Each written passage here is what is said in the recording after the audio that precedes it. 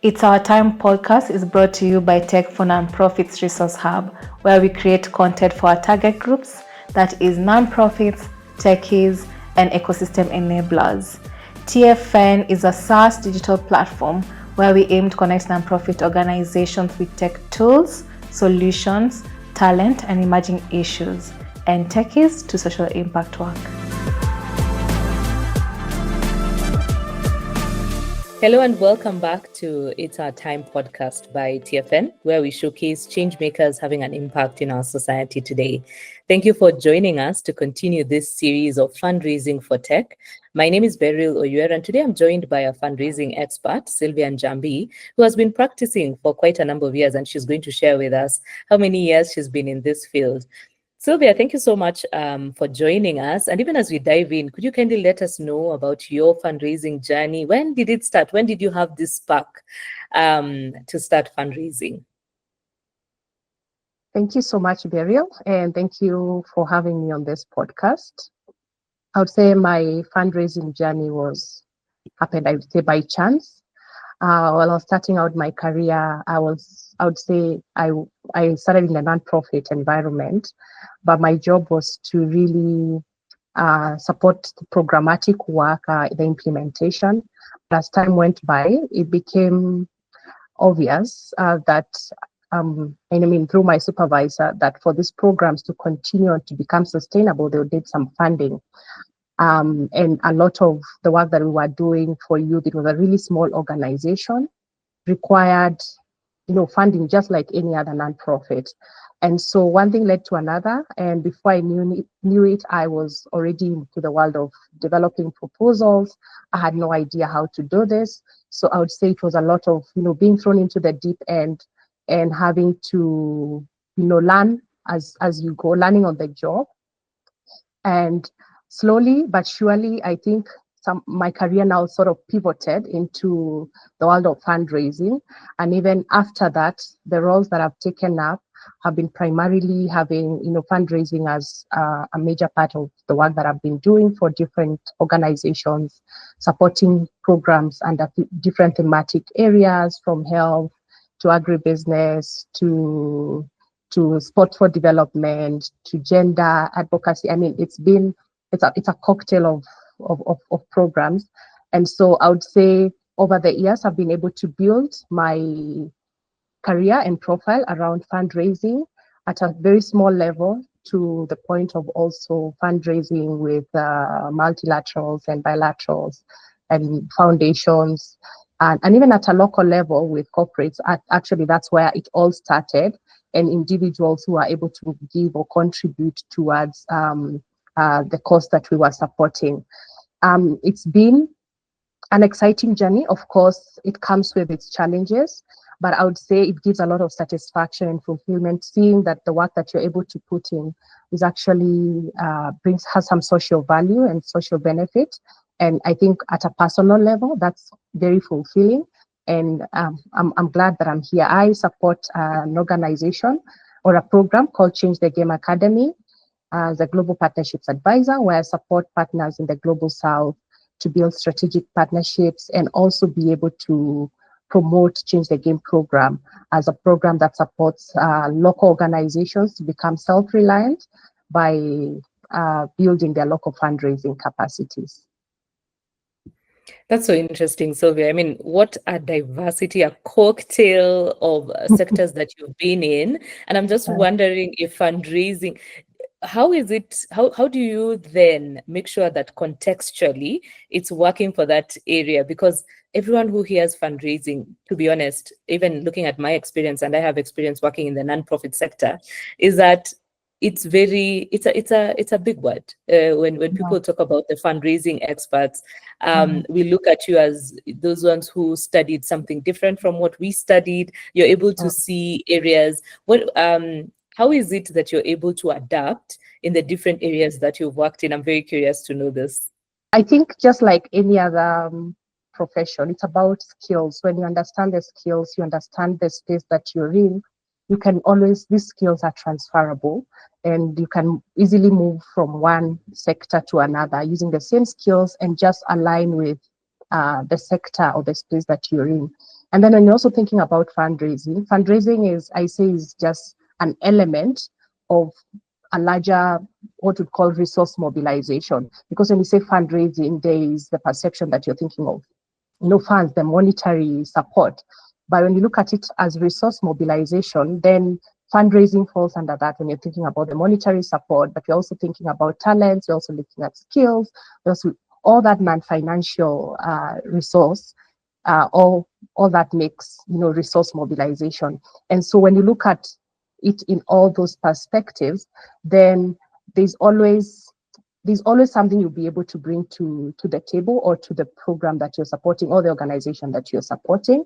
Because when it comes to proposal development, I would say, I don't want to say there is a one size that fits all, but there's almost a general way that, funders, or when you're prospecting, that you would be able to approach, a funder or a potential prospect.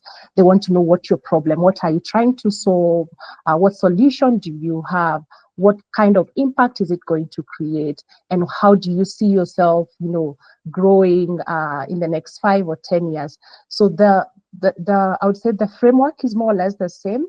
The narrative could change from one scenario to another, but once you have the framework, then it's very easy to adapt in different scenarios. That's very interesting and quite holistic. Just because I think a lot of us are just scared of fundraising, to be honest, because we feel like we are not well equipped. But hearing it from you, it's actually possible. I think anyone can fundraise if you understand your sector and you're able to address the needs of that sector. And just talking about fundraising, I'm sure you're very much aware of the USAID funding cut, and that's the reason for this topic. This is part of our conversation today.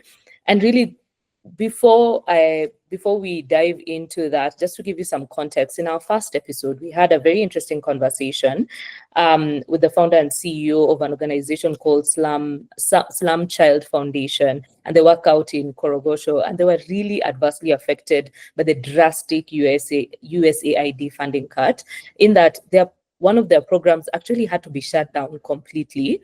Unfortunately, there have been adverse effects where individuals have actually lost their lives, or they have lost these individuals, not because the funding stopped, but because then the beneficiaries were not able to get the immediate access or the regular access to drugs that they were getting, food and supplements, as well as psychosocial support. So all this came together, and it's quite a disaster, and it happened so drastically. And I know quite a number. This is just one of the organizations we've been able to speak to, and we know USAID was one of the biggest donors in the global South and even in the world.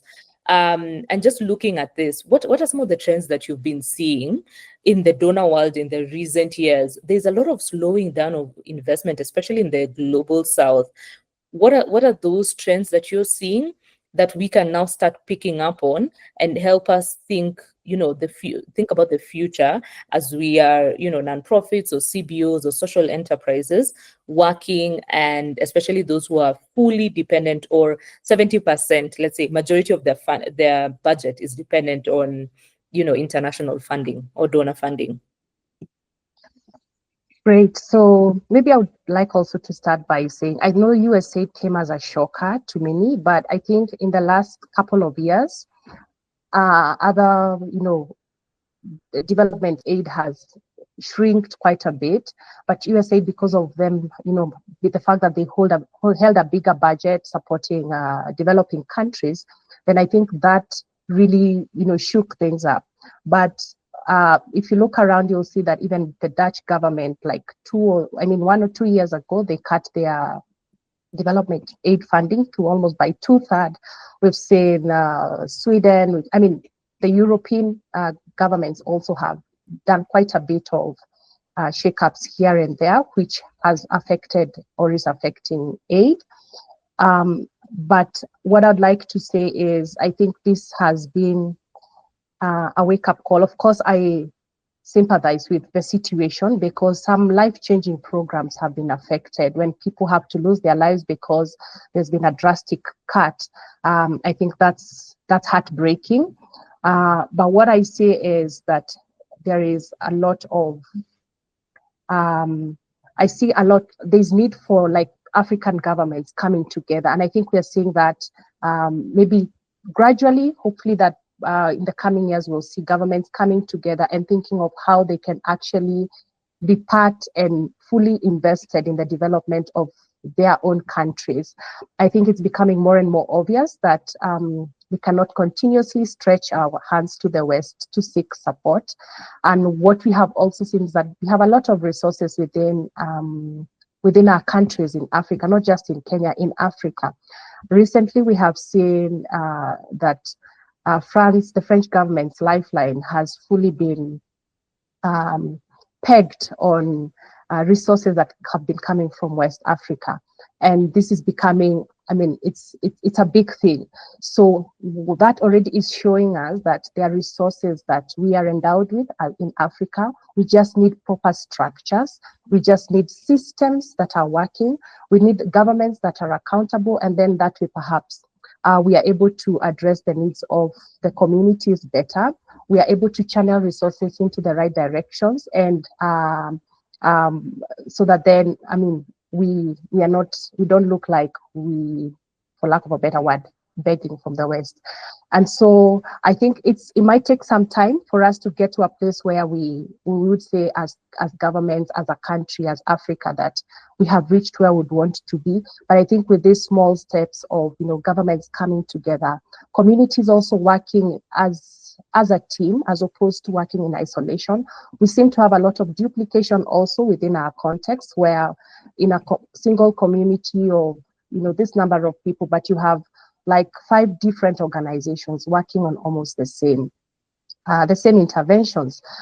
So this can cause some sort of fatigue. And even when you're doing some resource mobilization, it almost feels like, why can't these people come together and then look for funding as a team and then be able to be funded? And that is coming out, though we are not there yet, but I think that's one of the ways that those are some of the trends that we can look out for. I think also the religious organizations and some of, like in the Islam community, I think those are also places or spaces that we are seeing coming up to support African development. Absolutely, and thank you for that. Just having a holistic overview and overlook. I'm also curious to know, because what we've established here is that totally depending on funds or rather grants and donations is not sustainable. Africa can solve Africa's problems. We have enough resources. I think what DRC is the richest country, first of all, in the continent when it comes to mineral deposits. They can sort all of us out, right? But when it comes to now, let's say the smaller nonprofits, the CBOs, the social enterprises, we can agree across the board that the trends that are coming in, we've already seen there's a lot of retraction or lower, what would you say? It's lower investment, especially in the global south by the major donors. So we need to look for alternatives. What are these alternatives that can help us have sustainability? What alternatives have you seen that are existing currently, and how can we then identify them and incorporate them in our program designs? Or even now, if I've lost, major funding, how can I start thinking about these alternatives for generating, some revenue to continue with our programming?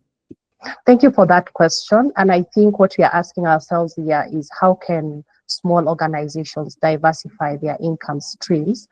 And I would say the pot is huge and the alternatives are many, from both, quicker wins, and also those that you look at maybe in the long term.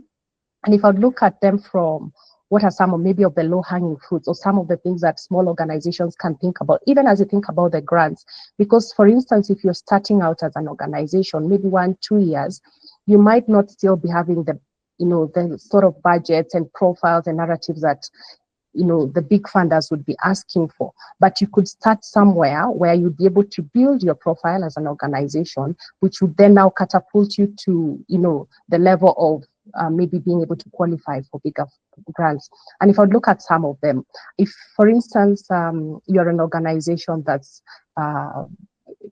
working maybe with women and building their skills by maybe giving them some training or maybe something to do with maybe tailoring or dressmaking, you could, as an organization, you could use that as a way of, you could monetize some of those things that maybe are being produced as they learn in the center, if you're a training center, and sell that the products that are being designed or that are being produced, and you're able to make an income as an organization, and at the same time support the women. A certain percentage would go towards supporting the women, and as another percentage would go towards supporting the organization or the sustainability of the organization. That's would call it like an income generating activity. We've also seen things like crowdfunding, which are very popular when there is maybe an emergency or with maybe one-off events. I think that's something that we've seen that's very common, especially even in our country.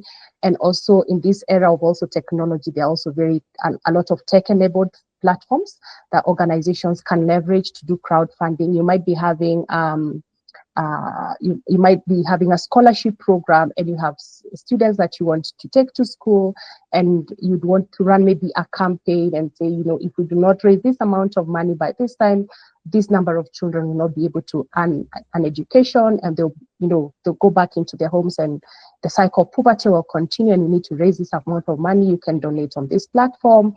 By this time, we need to raise. I mean, that kind of, we have seen those things happening, and if you have designed a good campaign and make use of the platforms, I think they've proven to be very, very successful. We're also thinking about things like alumni contribution.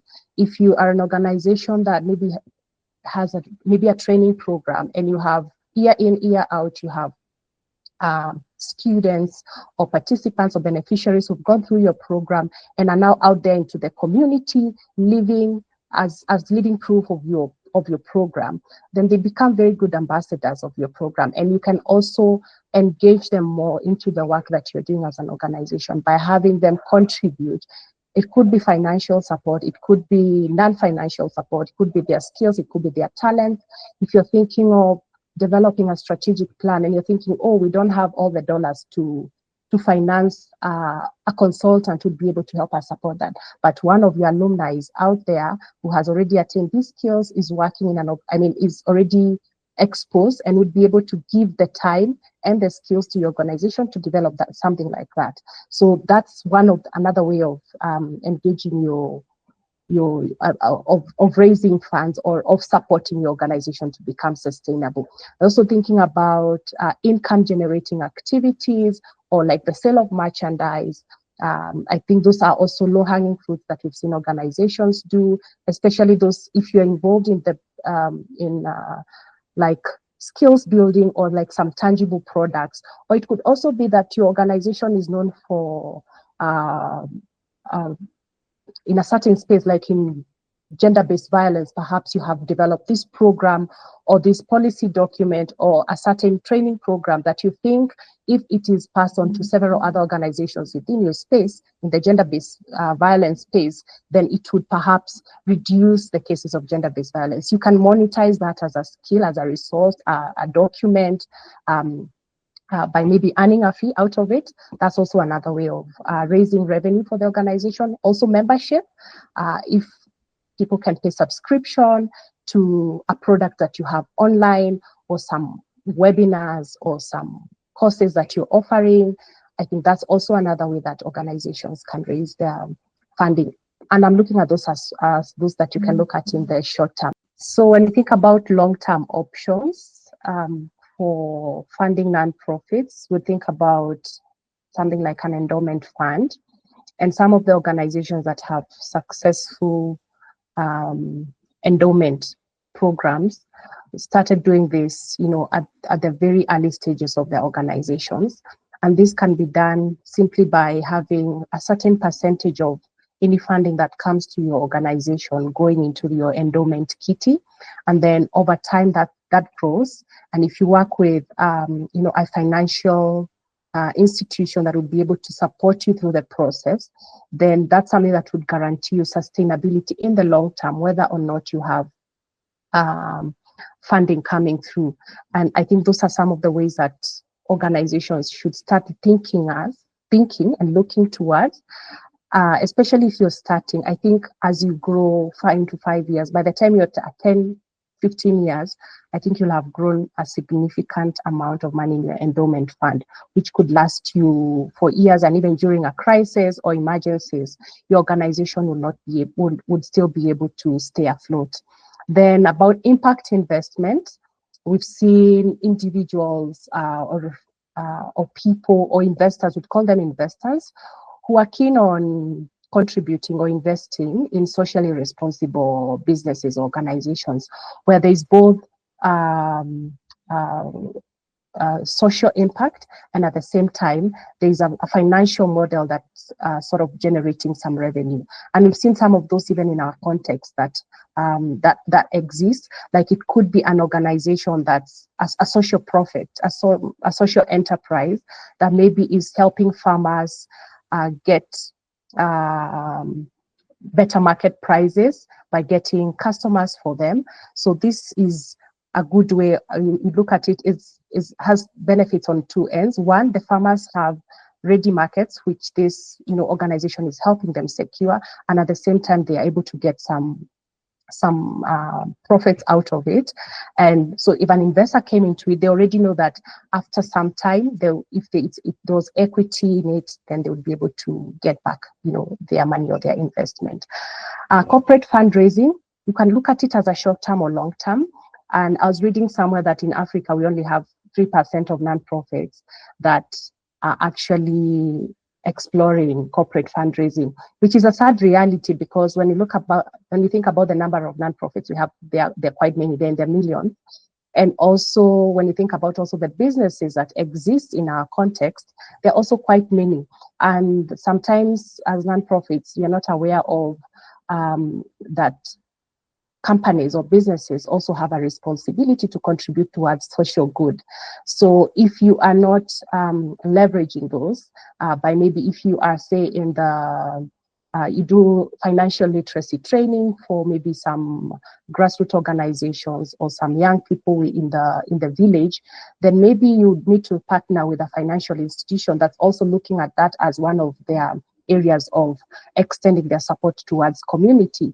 Or you might be in the health space, and an organization in the country or in your county or in your community also looks health is one of their priority areas, because they believe that when the community is healthy, then also their business will be able to thrive. So just trying to find those alignments and seeing how you best fit into the corporate social responsibility of the different organizations without being twisted, because also again with businesses or with when you think about corporate social responsibility, sometimes there is always a question of what's the return on investment. So you need to be very clear as you're getting into these partnerships that it's not like we exchange, it's a partnership, and it's a win-win. So there shouldn't feel like there is one who's benefiting more than the other, and you should not feel like you need to twist your program to suit what the corporate wants. I think it's good to stick your ground. So just take your time to analyze and assess what would be the best corporate to work with. We also have legacy funding, which is not so popular maybe in African context, but there are communities that believe in maybe leaving some of their property or their resources once maybe their life on earth is done, that some of it could go in towards charity. So if you're able to identify some of those, then that's okay. I know it's not very popular in our context, but it might be an area to explore, because we also have a lot of assets, people's assets that get reclaimed by government because nobody's claiming them, the owners perhaps died.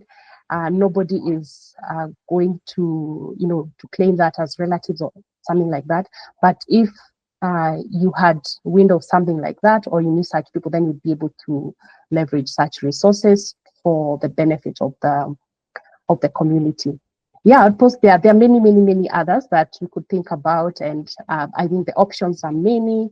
So I think it's just a matter of looking at what would be the best strategy or what would be the best option to start with. And also events. We have seen events. People do marathons. People do conferences where people pay subscription fee or membership fee or the delegates fee or exhibition fees. Those are also ways of raising money. Yeah. That's amazing. You've just talked about events, and the first thing that came to my mind was the Lewa Marathon. I know it's being run by one of the biggest telcos in Kenya, and it's something that has continuously raised funds, and people find it easy to give to such sessions or such initiatives, because then they're also getting, like, there's a health benefit to it. There's something that's pegged to it. Like, fundraising is so diverse. We're talking about corporate fundraising. Nowadays, I hear corporates have changed it from corporate social responsibility to corporate social investment, because for them, yes, the return on investment might not be necessarily money or monetary value, but the value they're giving to society. So that's really something we need to cultivate. And I'm just thinking around technology, and at Tech for Nonprofits, we are really looking at how do we empower nonprofits, CBOs, social enterprises to use some of the tools that are available and what technology is helping. So all these various ways of fundraising that you've talked about might, if I'm a small or I'm a starting organization, I'm thinking, I don't have the key personnel, or probably I don't have the resources to start big.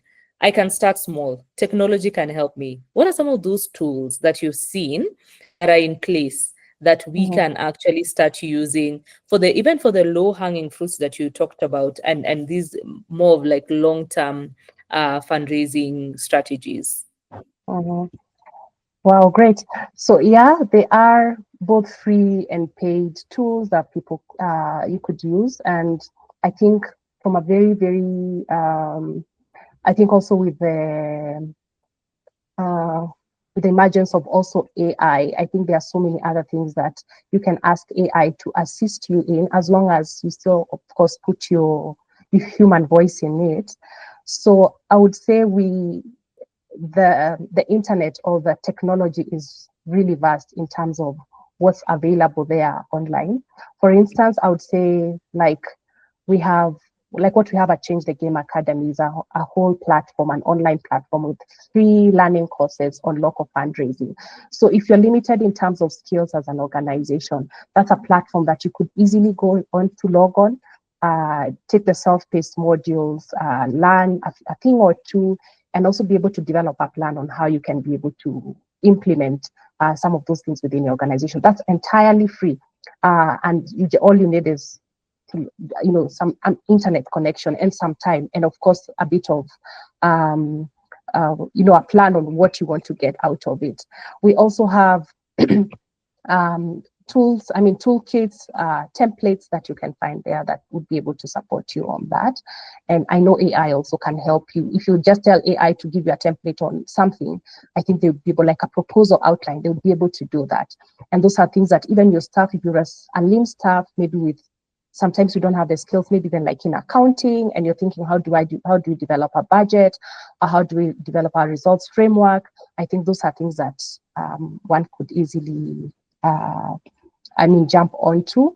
I think also in terms of leveraging some global gatherings and regional gatherings, philanthropy gatherings, where you get to also learn from others if you're able to be present, learn from others, learn what's happening in the landscape, what other similar organizations like yours are doing, what tools are they using to take them to the next level. We have like the Africa Philanthropy Network, which is a gathering that happens every year, and great minds, great ideas, and also you get opportunities to learn and grow, and also know where is your industry going, or where is the sector going. We also have like the global convening, the IFC, which is also a great place to learn, the International Fundraising Conference, which also happens annually. That's also another space that nonprofits can grow their skills in and learn a thing or two. A lot of toolkits are shared, a lot of frameworks are shared during such sessions. I think locally we also have the EAPN, the East Africa Philanthropy Network, being part of those. There are also some professional bodies that you could join to learn. and communities for fundraisers or for nonprofits. Yeah, so I think the menu is broad and diverse for everyone. I would say there's something for everyone. That's very interesting. And as an active fundraiser, because I know you're actively fundraising, maybe even on a daily basis, Yeah. you talk to us about crowdfunding and how that is also a possibility for diversifying our sources of income, especially if you're working in this social impact organization. So it could be a CBO, it could be a nonprofit, it could be a social enterprise. I'm just curious to understand why they move towards this. What first of all, which crowdfunding tools would you say, in your opinion, you have seen work, especially in the global south? And you feel free to name the names of those organizations. And how do you position yourself for such tools? Because then we are also looking at, how does technology enable me to kind of leverage on some of these tools? Okay. Yeah, I think those I would say that I have used and also have had like good reviews about. We have the Global Giving, which is a global platform, an entirely free platform where you can run a campaign. And beauty about Global Giving, funding can be received in whatever format, whether it's through M-Pesa or Visa and all that. So I would say it accommodates, because that's the other challenge that profits have when it comes to giving. Sometimes the ways of giving are not very clear or straightforward, and because of course of security reasons, sometimes that can intimidate or make a genuinely interested person end up not giving. So that one I would highly recommend. We also have GoFundMe. I haven't used it, but I think as a user, but I think I have participated in a campaign where it was the main platform for funding or for collecting funding. Locally, I know we have the Mchanga, which is very common with, one-off activities or events, fundraisers for social events, for gatherings, marathons, family functions. I think that's also very popular. But also, there's also a disclaimer here, because there's also a fee, because these platforms are also there for, they're also in business. So you also need to look at how much are you also willing to lose in transaction fees or maintenance fee, so that then you're able to make the right decision. I think I pretty much covered the platforms that we can use. There might be others in the space, other new ones that have come. I know those have been there for some time, maybe tried and tested. There could be newer versions, but I think those are the ones that come top of mind for nonprofits. But there's also something called TechSoup, which is, I would say, that provides like up-to-date or relevant softwares or programs for nonprofits at very reasonably priced rates. So this works well for organizations with small budgets. So that might also be a place to go to check for, such programs that may support or simplify, automate your work and become, better at your work, so that then more time, you spend more time doing the things that really matter, and then you have technology working for you on the other side. I totally agree in terms of looking at the pros and cons. So if you're going to use some of these platforms, just know the convenience comes at a cost, because ideally, and we've seen this, especially looking at the East African context, the Harambee movement, it might be all different in different, contexts and countries, but ideally, collecting money physically can be a daunting task as compared to, people being able to donate safely online. And so how do you build that trust? How do you ensure that the cost of doing that conveniently is also not too high, to the point where the organization is now not benefiting, you're running a loss? So thank you for giving us that overview and outlook, and just being cognizant of some of the pitfalls, and also what you should expect, so that nonprofits who are starting out, or people who are just trying to build their financial sustainability, can also have that at the back of their mind. And I'm just wondering right now, if an organization came to you and said, Sylvia, I'm struggling with financial sustainability, where would you start? Like what advice would you give them to just start now? 2 or 3 things that you think, if they're able to put in place, they can definitely help themselves be more sustainable. It can't be the ultimate sustainability, but at least it will push them closer towards financial freedom and ensuring that their programs continue. Wow, that's a difficult question because difficult and easy, because when it comes to a question like that would sometimes make me wonder, are you looking at a quick fix? Because sometimes people would come asking for funding because they want like funding like, you know, tomorrow or next month. But fundraising is also a journey. So one of the things that I would say is very, very key is investing in relationships and partnerships. People fund people. People don't fund institutions. So if you're not out there making the right connections, aligning with the right people, then you always be going round in circles. So build relationships and take time to build that. Even if it takes you 2-3 years to build relationships, it is okay. Build relationships with individuals, with your community, with the local government, with the national government if you're working at the national level. If you have the opportunity to also connect with a global audience, please make those connections. Because again, when a question is asked like, whom do we have funding here? If I wanted to fund, what organizations come top of mind that would perhaps be beneficiaries of this funding? And so if you have not taken the time to build connections, there is no way you would be on anyone's mind, because nobody even knows you in the first place. Also, be visible. If you're not visible, nobody knows you exist. So make noise. Let people know that you exist. If you're not out there, you're not talking about your story and what you do, nobody else will. So people will only speak about your story if you're already speaking about it, because otherwise, how would they know? So take time to make those small moves, build a narrative, have the structures.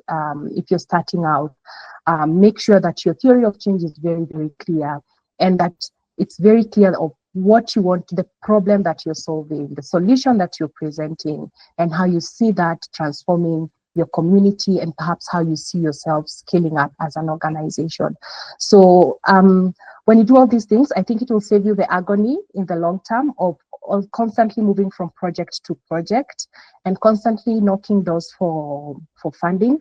It will make you become more available, and opportunities will come to you. But I also want to say it is not a one night kind of transformation. It takes time. So invest in that process. Be very intentional, and find the right people to align with. Yeah.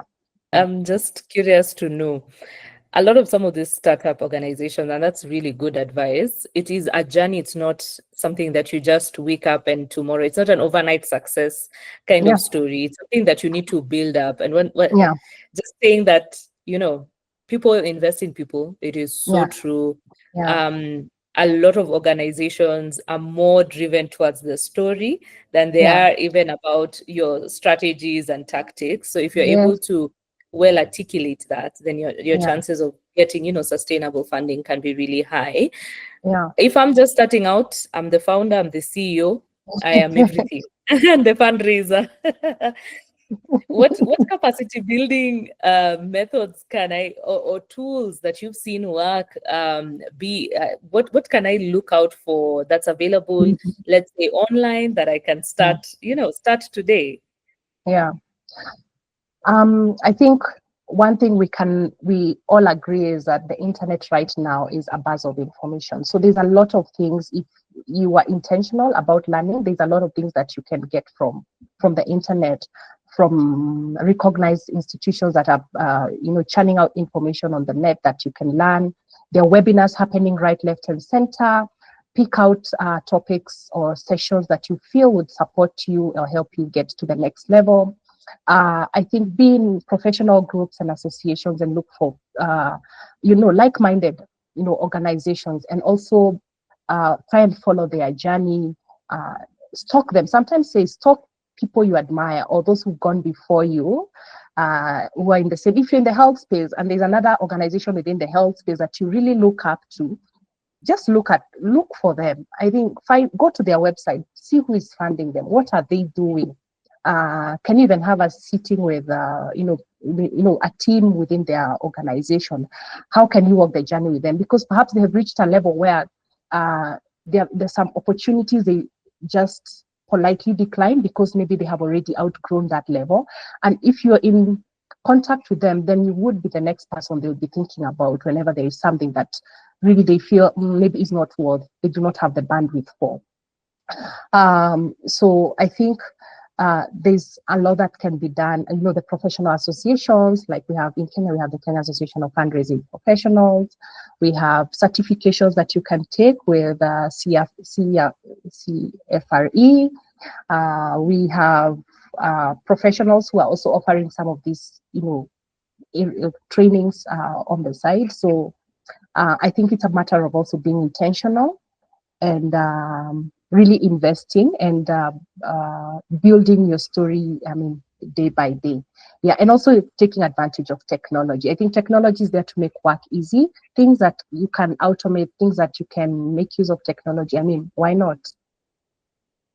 Absolutely. And that's something that we're really advocating for Tech for Nonprofits. It is, how do you make technology work for you? Yes, you can be a one-man team, a one-woman team, bootstrapping, but you really can have a sustainable funding model that can enable you to grow and just being intentional. Thank you so much, Sylvia, for rounding this up for us. Really, we've started the journey with what happens when it's drastically cut, the funding is drastically cut. How do you pivot? How do you think around this? And the next thing we will be talking about, our next speaker will be talking about now, how do you, once you've now diversified your portfolio and how you're getting income, how do you manage these funds? So stay tuned to the next episode, and we'll be having more conversations about fundraising for tech and tech facilitating fundraising. So even as we wind up, what would be your parting shot with regards to fundraising and tech enabling fundraising? I would say this. One is that as a fundraiser, I know it's a journey, it takes time, it can also be exhausting, but every no, because you will get a lot of no's and regrets, I would say every no brings you closer to a yes. So do not give up. Keep knocking those doors and keep pushing. You will get to where you want to be. Also, for the sake of your visibility, remember closed mouths don't get fed.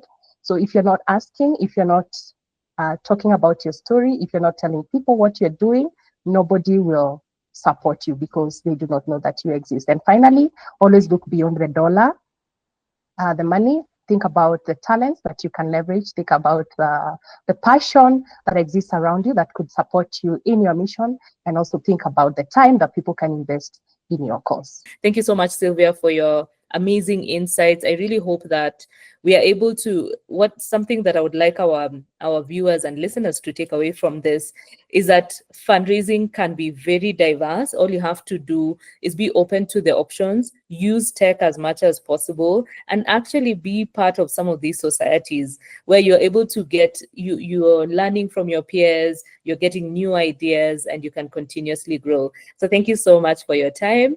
And continue fundraising, and we'll definitely be following your journey, even as you're helping African startups, CBOs, nonprofits to continue being sustainable. Thank you.